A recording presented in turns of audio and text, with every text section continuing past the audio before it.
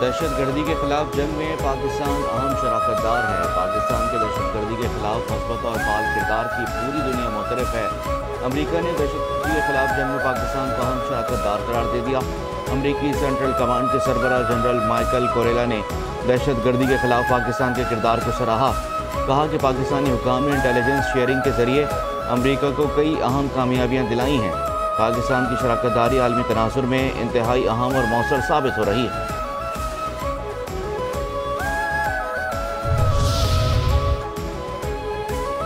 امریکہ کو بھارت کو کان سے پکڑ کر بھی بات چیت تک لانا پڑے تو یہ دنیا کے مفاد میں ہوگا۔ پاکستان سمجھتا ہے کہ بات چیت کے ذریعے تمام مسائل کا حل نکالا جا سکتا ہے۔ بھارت سے مطالبہ کرتے ہیں کہ اپنی خارجہ پالیسی سے دہشت گردی کو بطور ہتھیار استعمال کرنے کی پالیسی ختم کرے۔ Chairman peoples party Bilawal Bhutto Zardari کی پریس کانفرنس کہتے ہیں کہ وزیر اعظم نے جنگ کے بعد ذمہ داری دی کہ امن کے لیے دنیا بھر میں جدوجہد کریں۔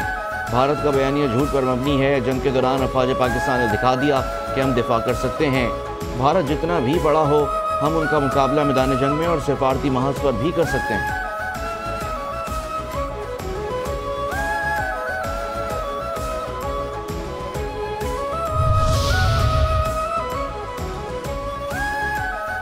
صدر ٹرمپ پاکستان اور بھارت کے درمیان کشمیر سمیت مسائل حل کرانا چاہتے ہیں۔ ٹرمپ بین الاقوامی سطح پر قیام امن کے لیے متحرک کردار ادا کر رہے ہیں۔ مختلف تنازعات کو مذاکرات کے ذریعے حل کرنے کے خواہاں ہیں۔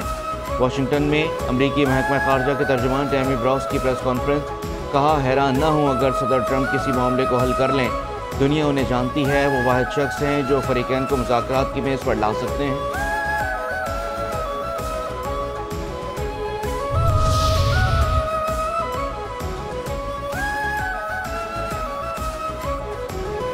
پاکستان نے بھارتی وزیر خارجہ کے بیانات مسترد کر دیے۔ ترجمان دفتر خارجہ کے مطابق بھارت اشتعال انگیزی سے باز رہے۔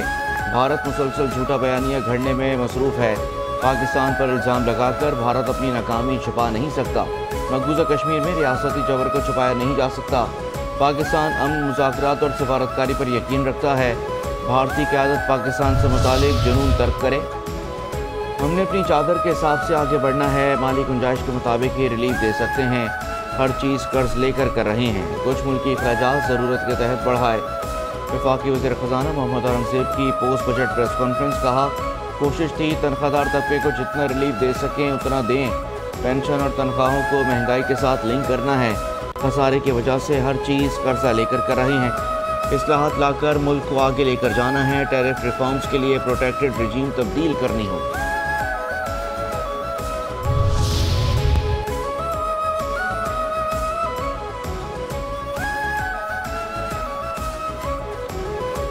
پاکستان اسٹاک ایکسچینج میں کاروبار کے دوران نئی تاریخ رقم 100 انڈیکس 2328 پوائنٹس کے اضافے کے ساتھ 1,24,152 پوائنٹس پر بند ہوا۔ کل 470 کمپنیوں کے حصص کا کاروبار ہوا۔ 282 کمپنیز کے حصص میں اضافہ، 157 کمپنیز کے حصص میں کمی، 38 کمپنیوں کے حصص مستحکم رہے۔ وزیر اعظم شہباز شریف کا اسٹاک مارکیٹ کا تاریخ کی بلند ترین سطح 1,24,000 پوائنٹس پر پہنچنے پر اطمینان کا اظہار۔ کہتے ہیں کہ ڈیفالٹ کے دہانے سے واپسی اور معاشی استحکام اور ترقی کے سفر کی شروعات معجزہ ہے۔ معاشی سطح پر مثالی ٹرن اوور سنہرے حروف میں لکھا جائے گا۔ بجٹ میں عام آدمی پر ٹیکس کا مزید بوجھ نہیں ڈالا گیا۔ تنخواہ میں اضافہ، ٹیکس میں کمی سے نوکری پیشہ افراد کو ریلیف ملے گا۔ پاکستانی عوام نے قربانیاں دیں، ملک کی معاشی ترقی کا سفر شروع ہے۔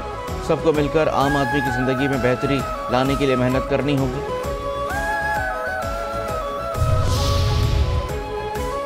پاکستان کو موصول ہونے والی ترسیلات زر میں مسلسل اضافہ، اسٹیٹ بینک نے اعداد و شمار جاری کر دیے۔ پاکستان کو مئی میں 3 ارب 70 کروڑ ڈالر کی ترسیلات زر موصول ہوئیں۔ ملک کی ترسیلات زر ایک سال میں 16% اور ایک ماہ میں 13.7% بڑھی۔ مالی سال کے 11 مہینوں میں ترسیلات زر 27 ارب 10 کروڑ ڈالر سے بڑھ کر 34 ارب 90 کروڑ ڈالر رہی۔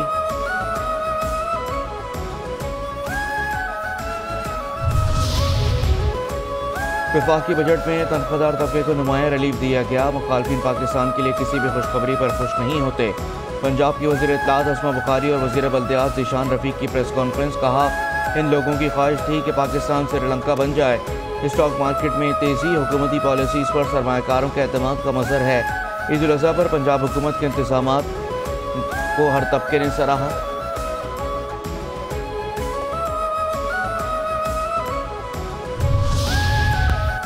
مشیر اطلاعات کے پی بیرسٹر ڈاکٹر سیف نے وفاقی بجٹ غریب عوام کے لیے ڈراؤنا خواب قرار دے دیا. کہتے ہیں کہ مہنگائی کی موجودہ شرح کے مقابلے میں تنخواہوں میں کیا گیا اضافہ اونٹ کے منہ میں زیرے کے مترادف ہے، جو عوام کے ساتھ ایک مذاق ہے. بجٹ میں پیٹرول اور بجلی پر ٹیکسز میں اضافے سے مہنگائی کا نیا طوفان آئے گا، جو پہلے سے پریشان عوام کے مسائل میں مزید اضافہ کرے گا.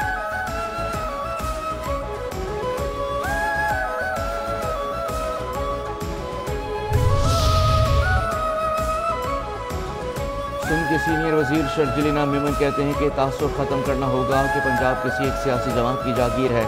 پنجاب حکومت کا رویہ متکبرانہ اور سیاسی حق تلفیوں پر مبنی ہے. نون لیگ پنجاب کے مینڈیٹ کی دائی ہے تو بلدیاتی انتخابات کیوں نہیں کرواتی؟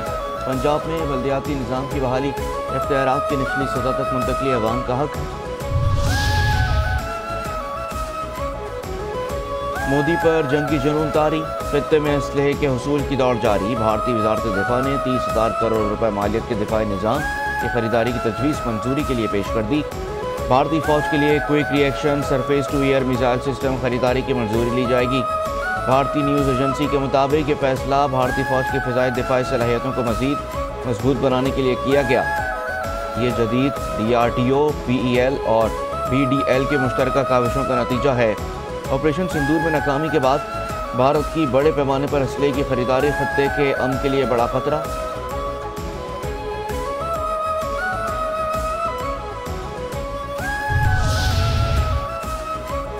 امریکہ میں مودی سرکار کا خفیہ نیٹ ورک بے نقاب. ہندو امریکن فاؤنڈیشن مودی سرکار کی اعلی کار. مودی سرکار 2014 سے عالمی سطح پر ریاستی دہشت گردی کا جال بنتی آ رہی ہے. امریکہ کے فریماؤنٹ گردوارے نے ہندو امریکن فاؤنڈیشن کو مودی سرکار کا غیر ملکی ایجنٹ قرار دے دیا. دی گارجین کے مطابق گردوارے نے امریکی محکمہ انصاف سے ہندو امریکن فاؤنڈیشن کی تحقیقات کا مطالبہ کر دیا. گردوارے نے الزام عائد کیا ہے کہ ہندو امریکن فاؤنڈیشن بھارتی جنتا پارٹی کے مفادات کو امریکہ میں فروغ دے رہی ہے. ہندو امریکن فاؤنڈیشن نے مودی سرکار کی BJP پارٹی کی موقف کی مسلسل حمایت کی ہے. گردوارے نے مطالبہ کیا کہ ہندو امریکن فاؤنڈیشن کو غیر ملکی ایجنٹ کے طور پر رجسٹرڈ کیا جائے.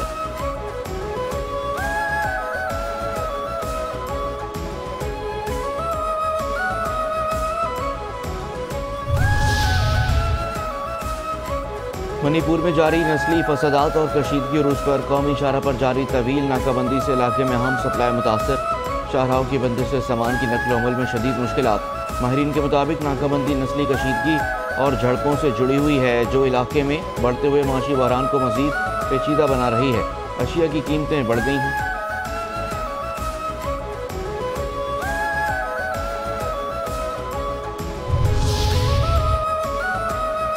مودی سرکار کی انتہا پسندی کے انتہا اپنے شہریوں کو غیر قانونی مہاجر قرار دے کر جبراً ملک بدر کرنے کا سلسلہ جاری.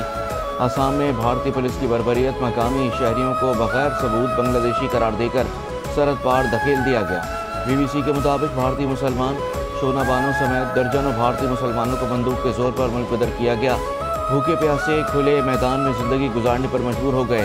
نہ کوئی وضاحت، نہ قانونی عمل. مودی سرکار آسام پولیس اور بارڈر فورس کی مجرمانہ خاموشی کرا.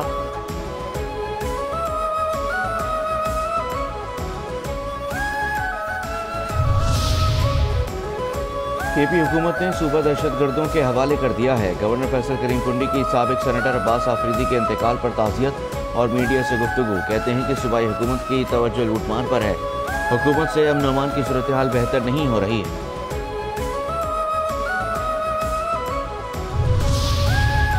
اسپیکر پنجاب اسمبلی ملک محمد احمد سے امریکی ناظم الامور اور کونسل جنرل کی ملاقات. اسپیکر نے نٹالی بیکر کی پاکستان میں مثبت کردار کو سراہا. ملاقات میں پاک امریکہ تعلقات، علاقائی امن اور باہمی تعاون پر تبادلہ خیال کیا گیا. ملک محمد احمد خان نے کہا کہ پاک امریکہ تعلقات قابل قدر اسٹریٹجک شراکت داری پر مبنی ہیں. پنجاب اور کیلیفورنیا کے تعلقات کو مزید گہرا کرنے کے خواہاں ہیں.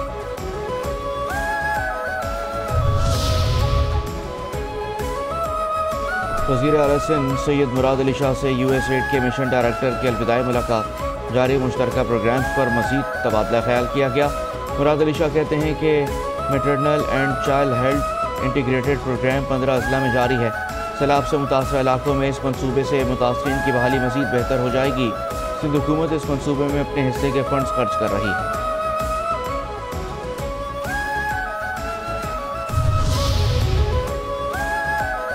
سندھ حکومت کا آئندہ مالی سال میں مزید بسوں کی خریداری اور ای وی ٹیکسی اور اسکوٹرز کے لیے بجٹ مختص کرنے کا فیصلہ۔ سندھ کے سینئر وزیر شرجیل انعام میمن کی زیر صدارت محکمہ ٹرانسپورٹ اینڈ ماس ٹرانزٹ کا اہم اجلاس۔ Red line B R T کے جلد تکمیل کے کام میں مزید تیزی لانے کی ہدایت۔ شرجیل میمن کہتے ہیں کہ کراچی کے لیے مزید بسیں جلد پہنچنے کی امید ہے۔ شہریوں کے لیے ڈبل ڈیکر بسیں بھی لا رہے ہیں۔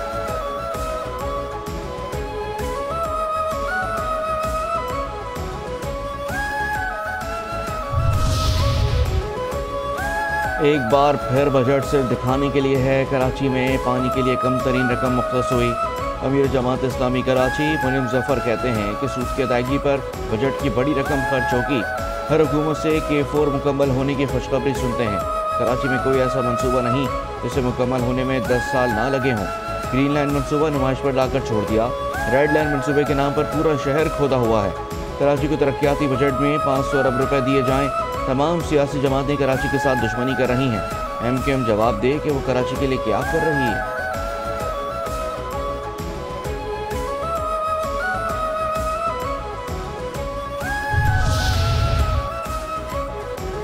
کراچی کی ملیر جیل سے فرار مزید 3 قیدیوں کو پکڑ لیا گیا۔ ملیر جیل سے مجموعی طور پر 225 قیدی فرار ہوئے، جن میں سے اب تک 152 قیدی پکڑے جا چکے۔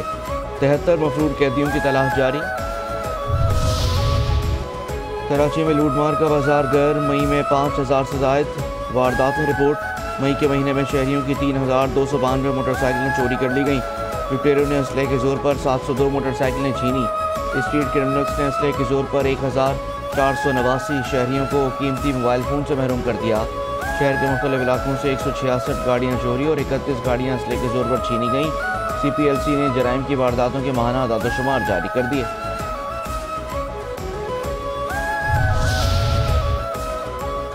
کراچی کے علاقے اورنگی ٹاؤن میں معمولی جھگڑے کے دوران پولیس اہلکار کی مبینہ فائرنگ سے نوجوان کے جاں بحق ہونے کے واقعے کی CCTV فوٹیج منظر عام پر آ گئی ہے۔ CCTV فوٹیج میں دیکھا جا سکتا ہے کہ پولیس اہلکار نے موٹر سائیکل سے اتر کر فائرنگ کی۔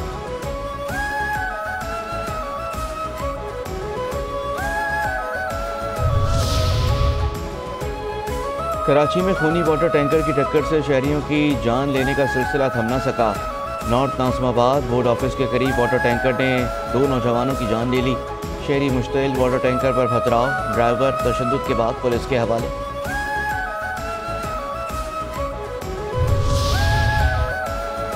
انسداد دہشت گردی کی خصوصی عدالت میں مہاجر قومی موومنٹ کے چیئرمین آفاق احمد اور دیگر کے خلاف اشتعال انگیزی اور ڈمپر جلانے کے مقدمے کی سماعت۔ مقدمے میں ملزمان پر فرد جرم کی کارروائی مؤخر۔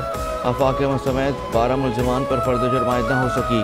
عدالت نے فرد جرم عائد کرنے کے لیے اگلی تاریخ مقرر کرتے ہوئے سماعت 21 جون تک ملتوی کر دی۔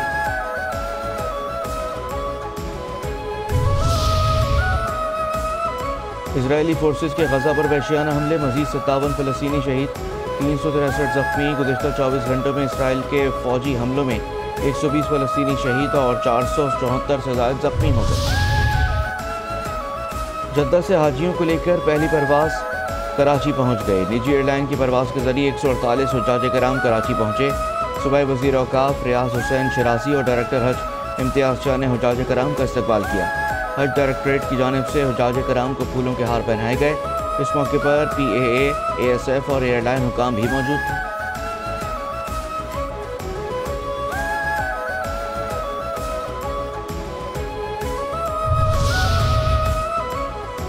اور ICC نے کھلاڑیوں کی T20 رینکنگ جاری کر دی۔ ٹاپ 10 میں کوئی پاکستانی کھلاڑی شامل نہیں۔